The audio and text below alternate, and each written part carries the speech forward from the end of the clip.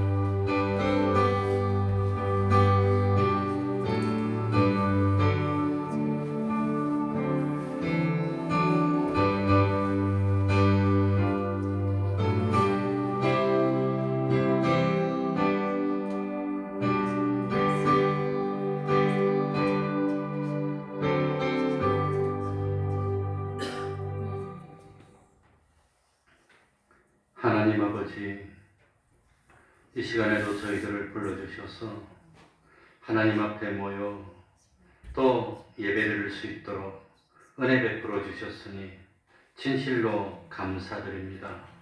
하나님 아버지, 추수감사의 절기를 허락하여 주시니 감사합니다.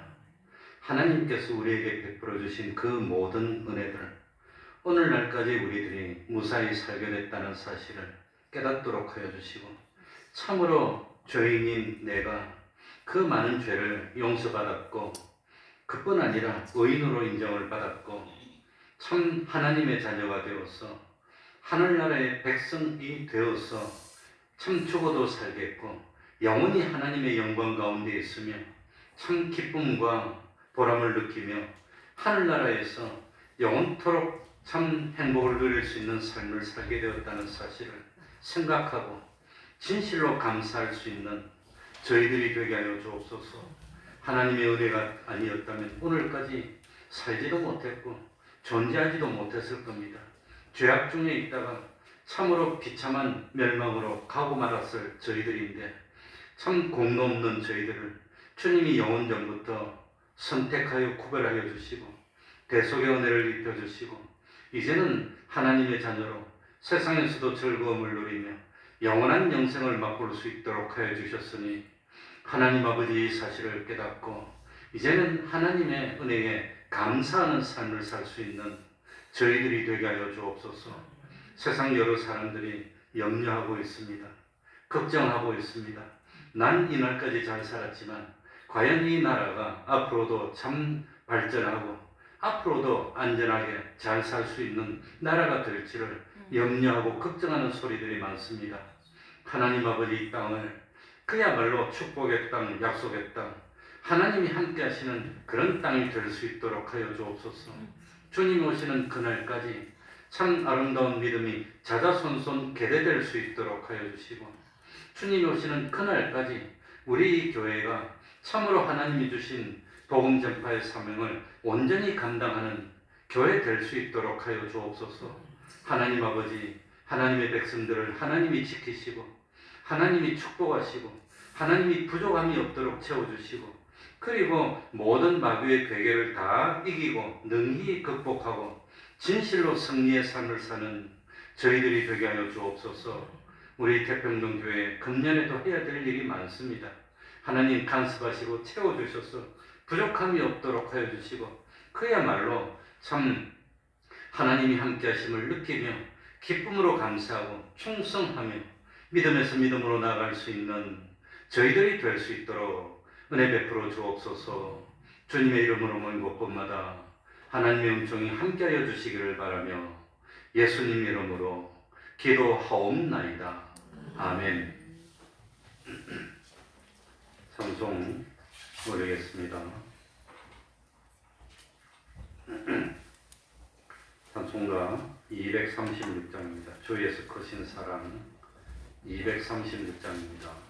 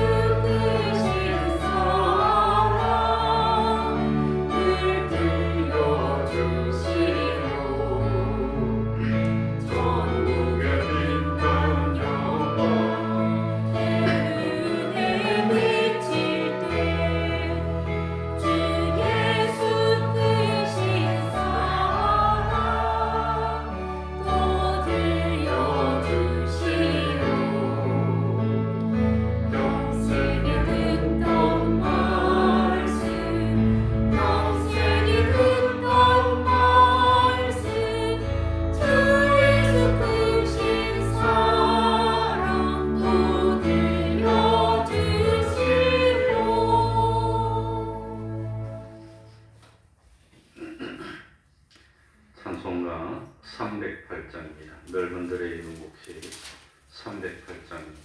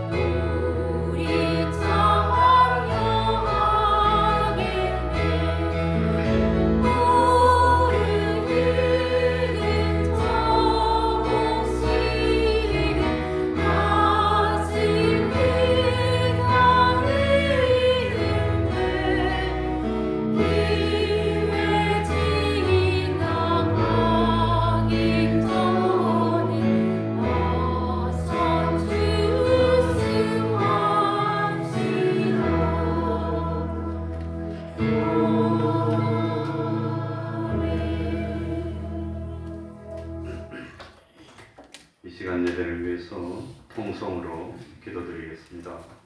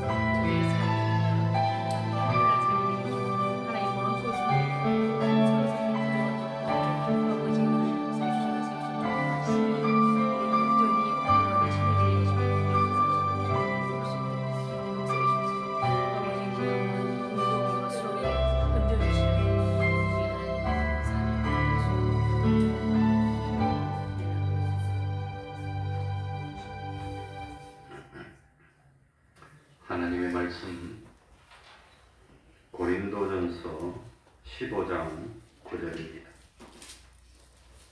고린도전서 15장 9절입니다.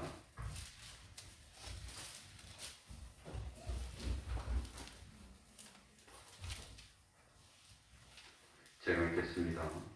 고린도전서 15장 9절부터 11절까지를 제가 읽겠습니다. 나는 사도 중에 지극히 작은 자라.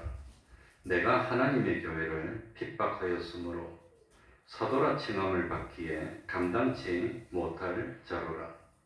그러나 나의 나된 것은 하나님의 은혜로 된 것이니 내게 주신 그의 은혜가 헛되지 아니하여 내가 모든 사도보다 더 많이 수고하였으나 내가 아니요 오직 나와 함께하신 하나님의 은혜로라. 그러므로 내나 저희나 이같이 전파하며 너희도 이같이 믿었느니라. 아멘.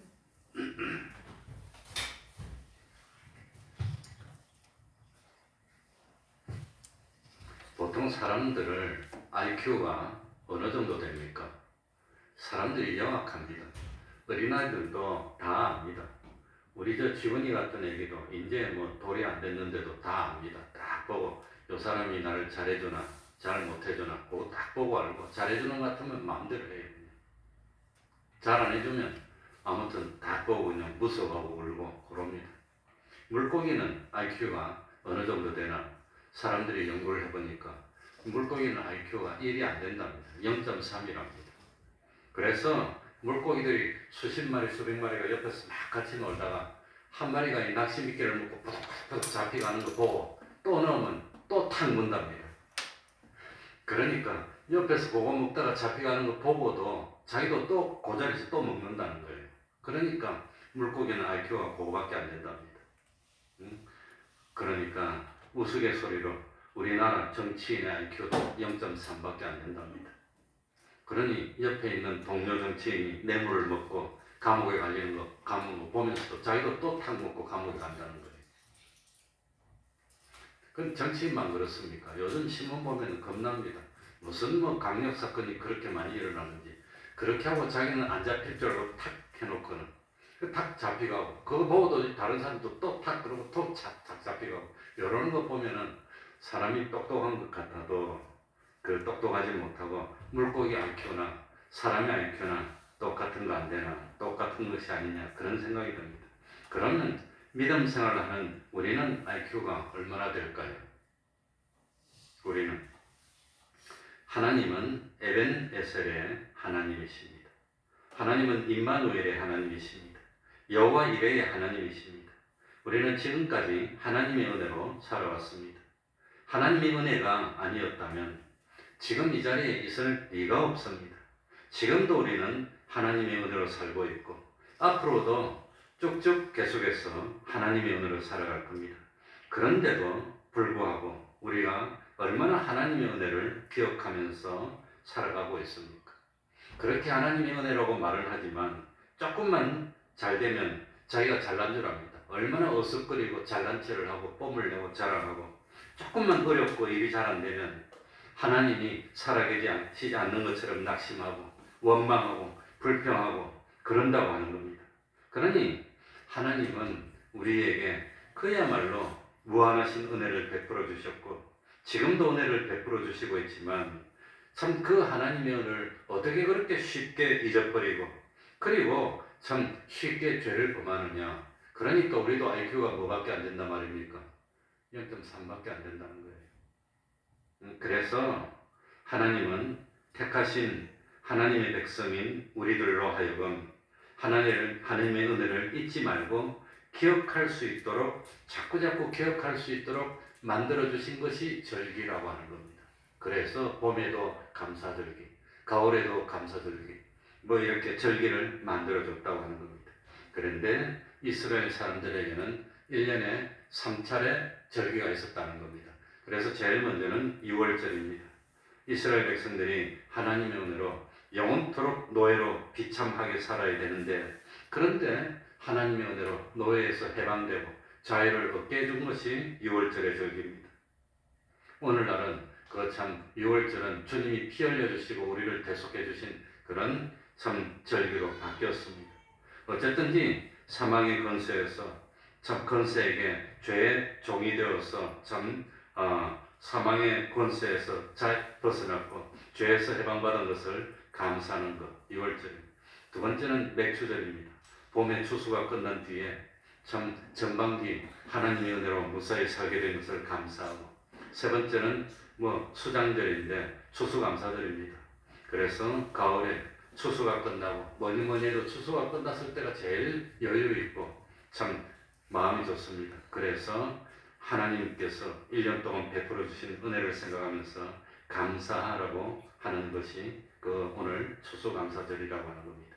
그러니까 참 오는 주에는 또 추수감사절로 지킵니다. 하나님의 은혜를 깊이 깨닫고 생각하면서 하나님의 은혜가 아니었다면 과연 내가 이렇게 복받고 살았을까? 오늘날까지 이렇게 지탱할 수 있었을까? 나 같은 사람이 어떻게 이렇게 참 예수를 믿고 구원받게 됐을까? 하는 것을 생각하고 참 하나님의 은혜를 감사하라고 하는 겁니다. 특별히 하나님의 은혜에 대해서 감사했던 사람이 사도 바울입니다. 그래서 참 사울은 평생 하나님의 은혜를 감사하면서 살았습니다. 얼마나 감격하고 감사했던지 결혼할 생각을 하지 못했습니다. 그런데 오늘 10절에 보면은 이 10절 한 절에만 은혜라는 단어가 3번이나 나옵니다. 그러니 사도 바울은 아무리 생각해봐도 과거에 그렇게 죄를 범했고 스데반을 죽이기도 했고 예수 믿는 사람을 그렇게 박해하던 내가 어떻게 사도가 됐을까? 어떻게 이렇게 됐을까? 사도가 된 것뿐만 아니라 그렇게 기적을 행하고 그냥 죽은 사람을 살리고 어떻게 이런 능력을 주셨을까? 생각할 때마다 감사했다고 하는 겁니다. 그러니까 모든 것을 생각하니까 하나님의 은혜로 됐기 때문에 교만할 수가 없어. 자기가 알고 있습니다. 나 같은 사람은 죄인이야. 나 같은 사람 맞아 죽어도 시원찮아. 그런데 이렇게 참 은혜를 받아서 잘 됐다고 생각하니까 감사할 수밖에 없고 교만할 수가 없는 겁니다. 그래서 바울은 항상 겸손이었습니다. 그러니 참 오늘 본문을 통해서 사도 바울은 자기의 과거 또 자기의 현재 그리고 자기의 미래를 생각하면서 참 은혜를 생각했다고 하는 겁니다. 그러니까 참 제일 먼저 9절입니다. 9절 한번 읽어볼까요? 참 나는 사도 중에 같이 읽습니다. 시작. 나는 사도 중에 지극히 작은 자라. 내가 하나님의 교회를 핍박하였으므로 사도라 칭함을 받기에 감당치 못할 자로라. 우리는 사도 바울이라고 하면 자다가도 일어날 만큼 위대한 하나님의 사람으로 알고 있습니다. 위대한 하나님의 사도입니다. 사도 바울은 가는 곳마다 기적을 행했고 복음을 전했습니다. 가는 곳마다 교회가 세워졌습니다. 특별히 사도 바울은 신약 성경 중에 절반을 기록했습니다. 혼자서. 대단한 일입니다.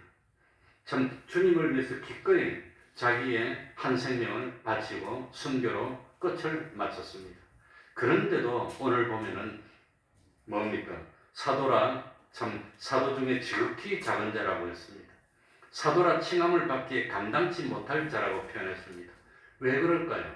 왜? 과거가 있기 때문에. 과거. 사도 바울 자기 과거가 있으니까. 과거에 그랬던 사람이라는 겁니다. 지금 아무리 대단하고 뛰어나도 나는 과거에 사람을 때려 죽었던 사람이야. 그래 저 같은 사람도 사람을 한번 죽일 뻔했습니다. 군대에 있을 때.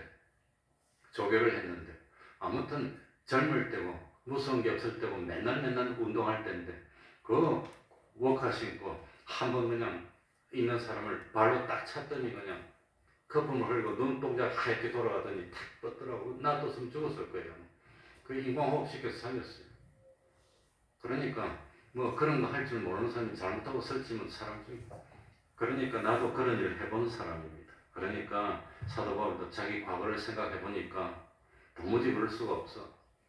나는 평생 두들기고 싸우고 그래 본 적이 없는 사람인데 그런데 실수를 한 번 했어요. 아예 그냥 한 방 찼더니 그냥 눈동자가 거짓말 안 하고 흰동자가 딱 돌아가더라고요. 이렇게.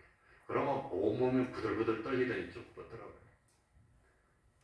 지금도 그거 생각하면 벌써 몇 년 전, 40년 전의 일이니까, 45년 전의 일이니까 지금도 그렇지만, 그 옛날에 겁도 없이 그냥 팔팔 날뛰고 주먹을 발로 차고, 그때는 몸무게도 많이 나가던 때입니다. 지금보다도 10kg 가까이 나갔으니까 세상에 겁나는 것도 없이 그냥 막 설치고 젊었지.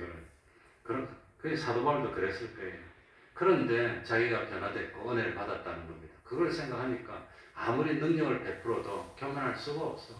아무래도 내가 과거에 어떤 사람인데 그러고 겸손하고 하나님의 은혜를 생각했습니다. 디모데전서 1장 13절에 보면 나는 회방자요 핍박자요 포행자였다고 고백하고 있습니다. 바울은 복음을 회방했던 사람입니다. 하나님의 교회를 핍박했던 사람입니다.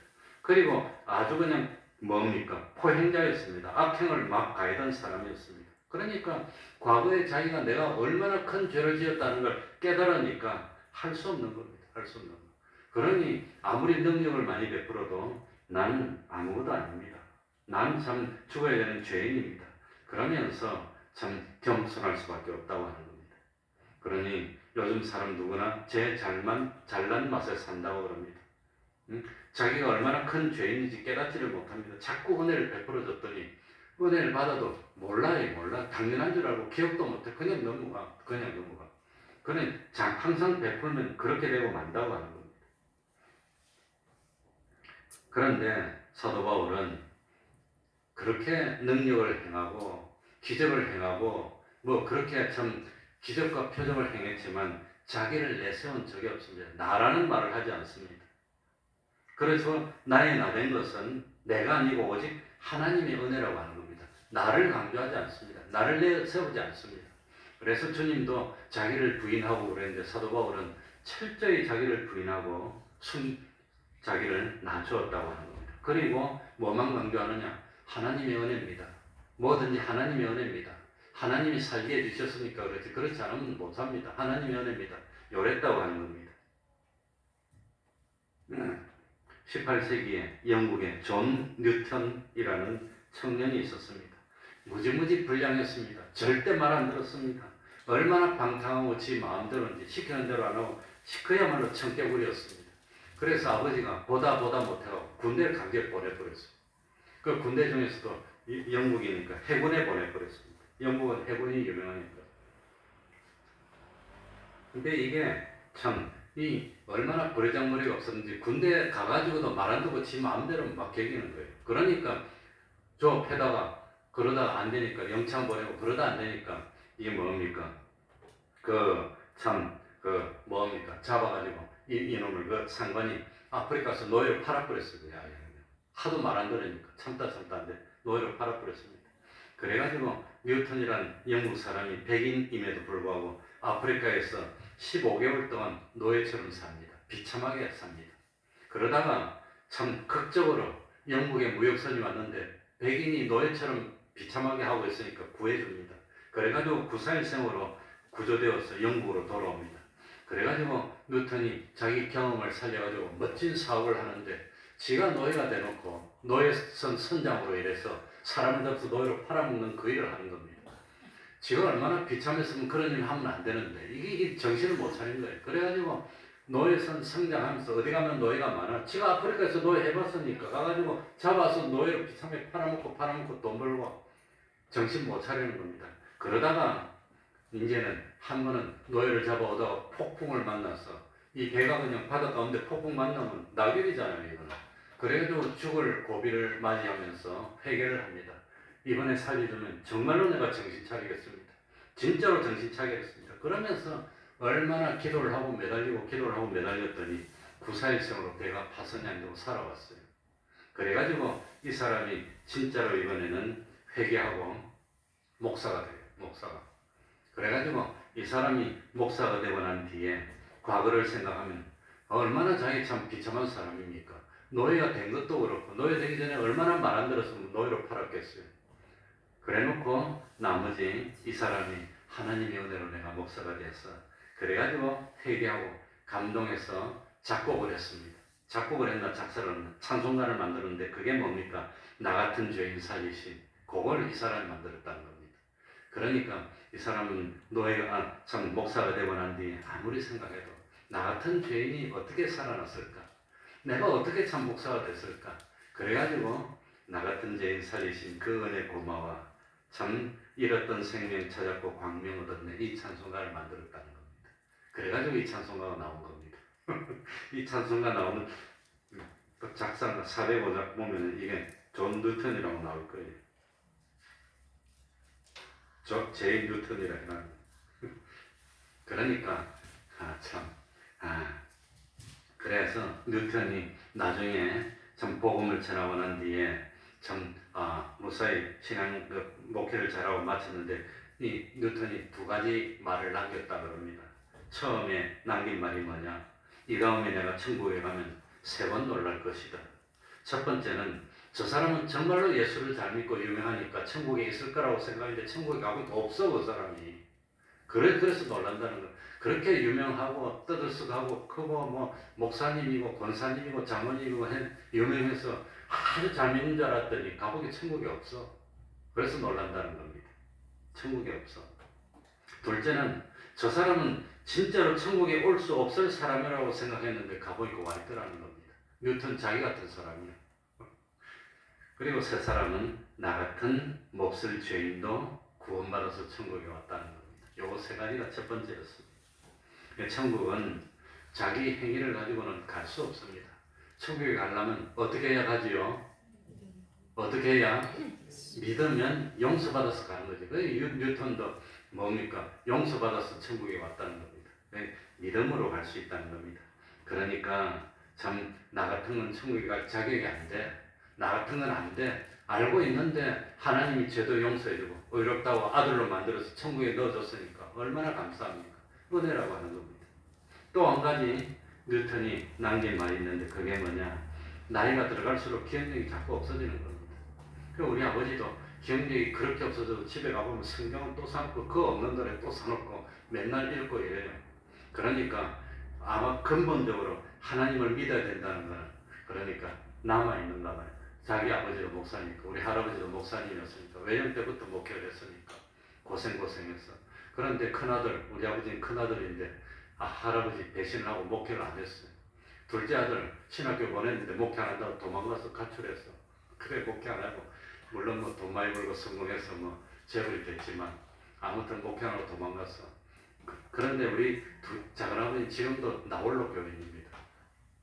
돈 많이 벌어서 그런지 안 나가요.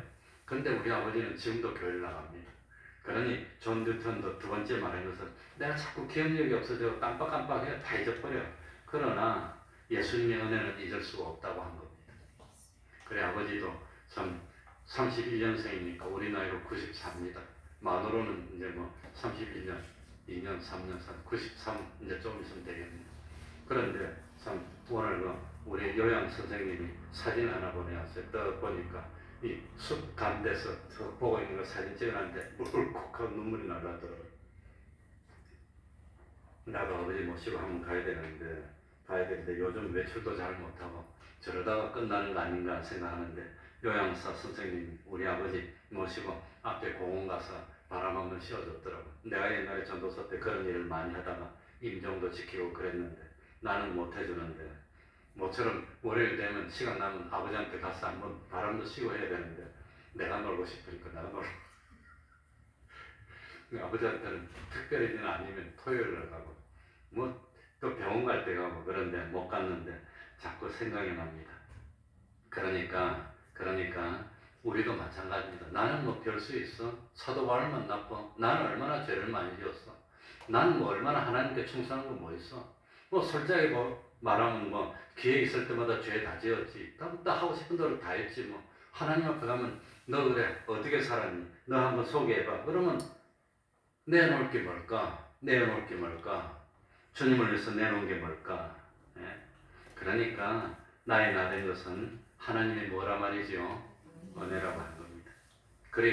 그러나 사도 바울이 현재는 10절에 나의 나 된 것은 하나님의 은혜로 된 것이니 본래 사도 바울은 사도가 아닙니다. 교회를 핍박하고 복음을 해방했습니다. 사도가 누굽니까? 예수 그리스도의 부활을 직접 목격한 사람들입니다. 그리고 예수님의 죽으심과 부활하심을 증거하기 위해서 주님으로부터 직접 보냄을 받은 사람만 사도입니다. 그래서 지금은 사도란 직책이 없습니다. 사도는 다 끝났습니다. 예수님에게 직접. 그런데 바울은 예수님이 살아계실 때는 만나지를 못했었습니다. 주님을 핍박하던 사람입니다. 그런데 바울은 참 오늘 읽지 않았지만 요 앞에 보면 고린도전서 15장 3절부터 8절에 보면 나중에 만삭되지 못하여 난 나 같은 사람에게도 예수님이 나타나서 만났다. 그래서 사도가 됐다고 하는 겁니다. 그러니까 바울은 성경에 보면 적어도 부활하신 예수님을 몇 번 만났을까요? 3번 만납니다. 3번. 첫 번째 만난 것이 사도행전 9장에 나옵니다. 처음에 바울이 예수님 만난 것이 어디지요? 다메섹으로 가는 도중에 만난, 지금으로 말하면 다마스커스. 옛날 예수님 당시 지명은 다메섹. 이 다메섹으로 가다가 참 부활하신 주님을 만납니다. 그래서 바울은 이방인을 위한 사도로 세워주십니다. 두 번째로는 사도행전 18장이 나옵니다. 바울이 고린도에서 복음을 전할 때 참 어려움을 많이 당합니다. 이 바울을 죽이려고 사람들이 총궐기를 해서 마귀를 합니다. 그럴 때 밤중에 부활하신 예수님이 환상 가운데 바울에게 나타나서 이렇게 말합니다. 사도행전 18장 9절 밤에 주께서 환상 가운데 바울에게 말씀하시되 두려워하지 말며 잠잠하지 말고 말하라. 내가 너와 함께 있음에 아무 사람도 너를 대적하여 괴롭게 할 자가 없을 것이니 이는 이 성중에 내 백성이 많음이라. 이러면서 주님이 만나서 너 그래도 방해받지 말고 계속해서 외쳐. 내가 함께 할 테니까 이 성에 구원해야 될 사람이 많어. 그러면서 예수님이 나타났다고 하는 겁니다. 세 번째는 사도 바울이 주님을 언제 만났느냐. 사도행전 23장 나옵니다. 사도 바울이 재판받을 때입니다. 예루살렘 공의 앞에 섰습니다. 그때도 밤에 부활하신 예수님이 바울에게 나타나서 말씀하십니다. 사도행전 23장 11절 그날 밤에 주께서 바울 곁에 서서 이르시되 담대하라. 내가 예루살렘에서 나의 일을 증거한 것 같이 로마에서도 증거하여야 하리니. 그 예수님이 나타나서 로마에서 증거하라고 하니까 로마로 가겠다는 겁니다. 황제한테 호소 안 했으면 풀렸을지도 모릅니다. 그런데 그때 황제가 네로입니다. 미치갱이 황제입니다. 기독교를 핍박하던 사람인데 황제한테 호소하고 로마로 가서 복음을 전하고 목배임을 받아서 순교하는 겁니다. 그런데 내가 생각해보니까 로마로 가던 도중에도 하나님을 만났는데 그전에는 주께서 이래 나오는데 로마로 가는 도중에 풍랑이는 배 속에서 만났을 때는 주께서 아니고 하나님의 사자가 요래 나오더라고요. 그러니까 그거는 주님을 만난 것이 아니라 이렇게 참 하나님의 사자를 만났으니까 바울은 부활하신 예수님을 3번이나 만났다고 하는 겁니다. 얼마나 좋을까? 나한테도 한 번만 만나주시지 그러면. 한 번만 만나주시지. 그래서 바울은 참 31절에 보면은 31절에 보시기 바랍니다. 31절 끝에 나의 자랑을 두고 단언하니 나는 날마다 뭐하노라?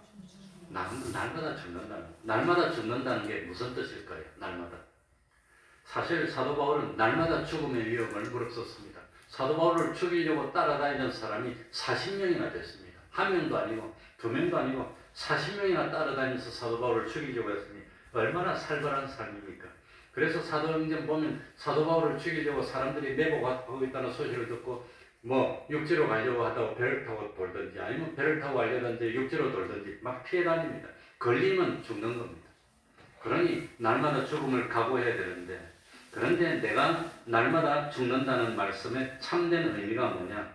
나는 내가 믿는 예수님을 위해서 날마다 나의 모든 세상의 욕망을 다 죽이고 육체의 욕심을 죽이고 산다. 나는 날마다 나의 옛사람을 죽인다는 겁니다. 나 하고 싶은 거 많아요. 난 참 되고 싶은 거 많고 욕심도 많고 꿈도 많은 사람입니다. 어릴 때부터 얼마나 꿈을 꿨는지 얼마나 소망을 많이 가졌는지. 그런데 그 많은 소망을 날마다 쳐서 복종시키고 죽이는 겁니다. 나 참 옷도 입고 싶은 거 많아요. 차도 타고 싶은 거 많고 가고 싶은 데도 많고 보고 싶은 거 많고 목심도 많고 놀고 싶은 것도 많고 다 많지만 그러나 하나님을 위해서 그거 다 양보하겠습니다. 쳐서 복종시키고 또 참고 또 참고 또 참고 자기를 또 쳐서 죽이는 겁니다. 날마다 자기를 쳐서 죽이는 겁니다. 자기 욕망을 죽이고 자기 욕심을 죽이고 자기 명예심을 죽이고 날마다 죽지 않으면 과거에 핍박하던 자로 해방하던 자로 표현자로 돌아가 버릴 테니까 날마다 자기를 쳐서 복종시키는 겁니다. 자기와 싸워서 이겨야 됩니다. 그래서 세상 유혹을 다 떨쳐버리고 다 참고 나와서 복음을 전하다가 기꺼이 한 생명을 내줬다고 합니다.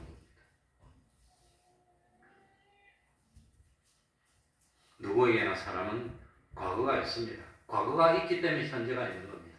현재 나는 과거의 결과입니다. 그리고 현재 나를 보면 미래도 알 수 있습니다. 지금 이렇게 하는 거 보니까 너 미래가 뻔할 뻔이구나. 그 현재를 보면 미래를 알 수 있습니다. 그렇다면 사도 바울은 자기 미래를 어떤 심정으로 살아가기를 바랬습니까? 여호와께서 내게 주신 은혜를 무엇으로 보답할꼬? 라는 생각으로 살았다고 하는 겁니다. 10절 하반절부터 11절까지 읽겠습니다. 10절 하반절부터 11절까지 내가 모든 사도보다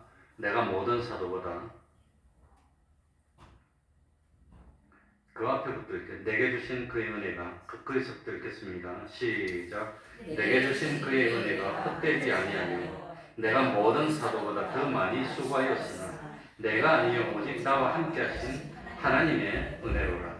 그러므로 내나 저희나 이같이 전파하며 너희도 이같이 믿었느니라. 그러니까 사도 바울은 사실 수고 많이 했습니다. 얼마나 고생했습니까? 그렇게 죽은 사람을 살리고 기적을 행하고 했지만 강도를 만나고 절벽의 위험, 동족의 위험, 참 뭡니까? 파선하는데 일주일을 죽을 뻔하다가 살아나고 그런 어려움을 얼마나 많이 겪었습니까? 그런데 이 모든 수고를 사도 바울은 뭐라고 표현했느냐? 오늘 여기 보니까 하나님의 은혜랍니다. 은혜랍니다. 보통 사람들은 망하게 됐을 때 망하게 될 뻔하다가 착 망하지 않고 잘 되면 은혜 받았다 그럽니다. 병이 들어서 죽으려고 했는데 탁 고침받으면 은혜라고 그럽니다. 만약에 내가 암이 걸렸다가 그래 죽을 뻔했는데 안 죽고 살아났으면 은혜라고 얼마나 감사하겠습니까? 안 그러겠습니까? 근데 암이 안 걸리면 은혜입니까? 아닙니까? 암이 안 걸리면 은혜가 아니야 이거. 그러니까 평생 암도 안 걸리게 해줬었으면 그 은혜지 뭡니까? 그런데 감사 안 해요 사람들이. 차를 타고 가다가 그냥 탁 봐가지고 옆에 사람이 다 죽었는데 나만 안 죽었어. 은혜야. 정말로 기뻐서 그냥 감사하고 어쩔 줄을 몰라. 근데 탁 받은 사고 한 번도 안 나면 그건 은혜입니까? 안 합니까? 그건 감사할 줄을 몰라. 이 사람들이 이런다는 겁니다. 꼭 죽을 뻔하다가 살아나야 은혜랍니다. 어디 가서 물속에 폭 빠져서 어적거리고 죽을 뻔해서 딱 죽을랬는데 누가 이제는 가려고 하는데 쑥 건져줬어. 그런 은혜랍니다. 근데 물에 안 빠지면 그건 은혜입니까? 아닙니까? 그런데 은혜를 모른다는 거예요, 사람들이. 그러니 하나님이 은혜를 베풀어줘서 강도 만날 때, 그 옛날에 내 전도사 때 우리 교회 어느 집사님이 새벽기도 왔다가 가는데 누가 옆에서 불러서 그런데 칼로 팍 찌르서 강도를 만난 거예요. 그런데 죽지 않고 크게 안 다치고 살았습니다. 그러니까 근데 그 강도도 안 만났으면 그 은혜입니까? 아닙니까? 그런데 우리는 그런 걸 은혜로 몰라. 무사히 지내면 은혜도 아니고 감격도 없고 감사도 없고 감사도 할 줄 몰라. 얼마나 그렇습니까? 그런데 바울은 예수님 때문에 죽을 뻔했는데 그게 은혜래. 그러니까 예수님 때문에 참 수고를 많이 했어. 남보다 수고 많이 했는데 내가 모든 사도보다 더 많이 수고하였으나 내가 아니요 오직 나와 함께 하신 하나님의 은혜랍니다. 수고 많이 했는데 그게 은혜라는 겁니다. 그래 참 손양원 목사님은 두 아들 둘이 동인이 동신이가 고등학생 때 여순 반란상 그때 그 자기 반 친구로 알고 있습니다. 그런데 빨강머리들은 그 아이가 총으로 쏴서 죽입니다. 그래서 아들 둘이를 잃습니다. 얼마나 기가 막혔을까.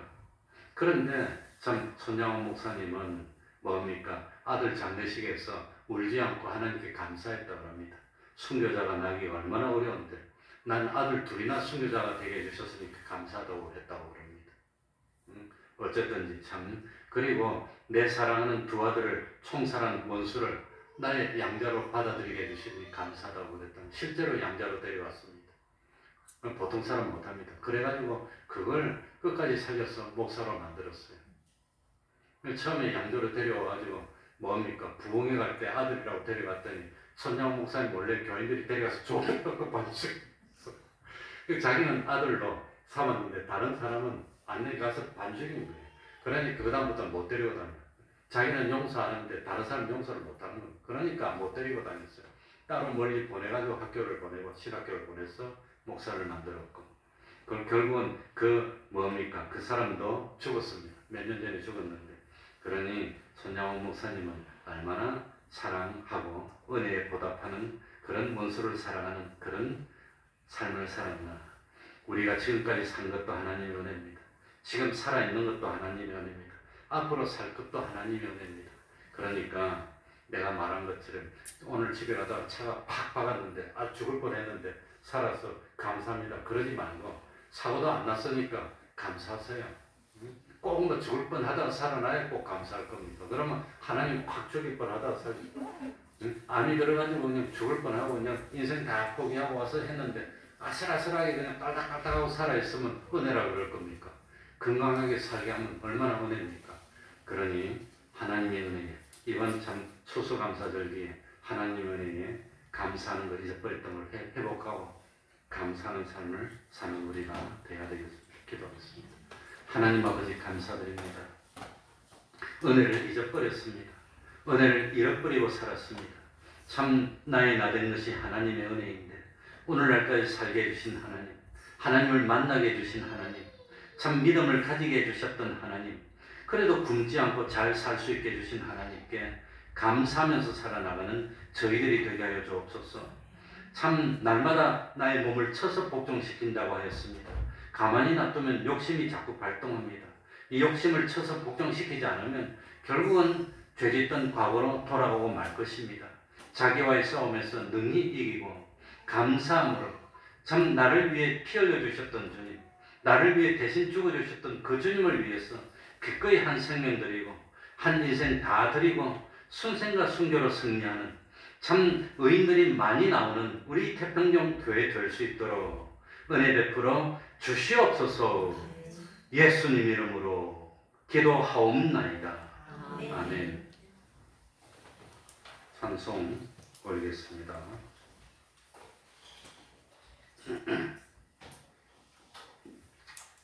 찬송가 431장입니다.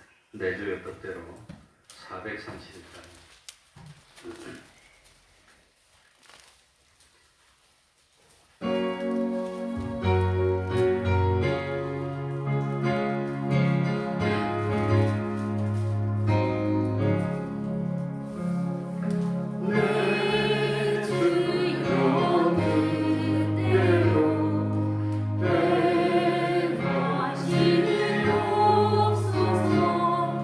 온 몸 가려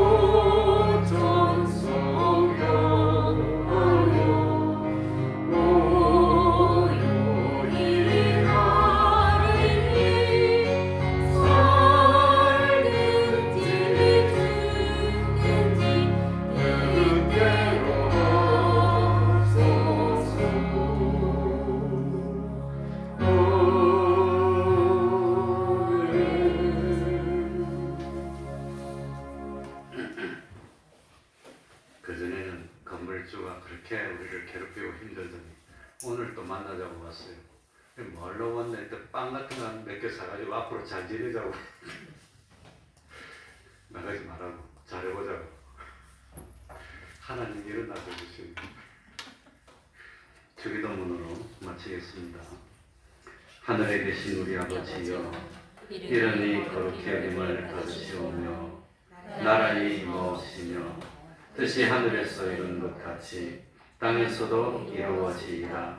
오늘날 우리에게 일용할 양식을 주옵시고 우리가 우리에게 죄 지은 자를 사하여 준 것 같이 우리 죄를 사하여 주옵시고 우리를 시험에 들게 하지 마옵시고 다만 악에서 구하옵소서. 대개 나라와 권세와 영광이 아버지께 영원히 있사옵나이다.